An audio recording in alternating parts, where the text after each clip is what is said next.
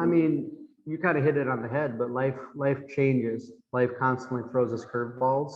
So the model, the process we take clients through, we look for maximum efficiency, right?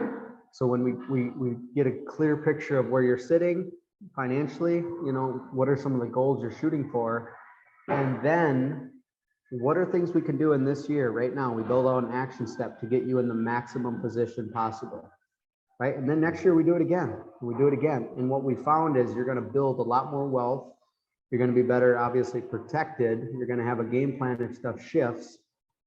And, whereas the 30-year plan, and I'm going to pick on the industry a little bit. I work in the industry. I used to be more of the typical minded advisor. And it's, hey, if you've ever sat down with, name any advisor you sat down with, they go, if you start saving into this account now, look at the line, it's going to go, whoa, and you're going to have all this money someday. Right. Yeah. And so they call it like the 30-year plan, right? Which I get it. Time is on your side and you want to start doing stuff. You want to get, you want to compound over time and learn.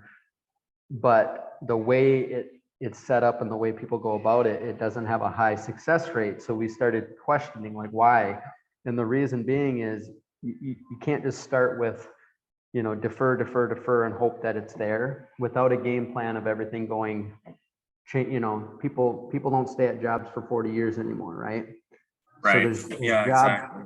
there's job changes, right? People can get disabled, people can get injured, people can have accidents, things happen, and it's almost like the typical financial approach. It's like, well, if any of those things happen dramatically, sorry, we don't really, it's going to derail everything, right?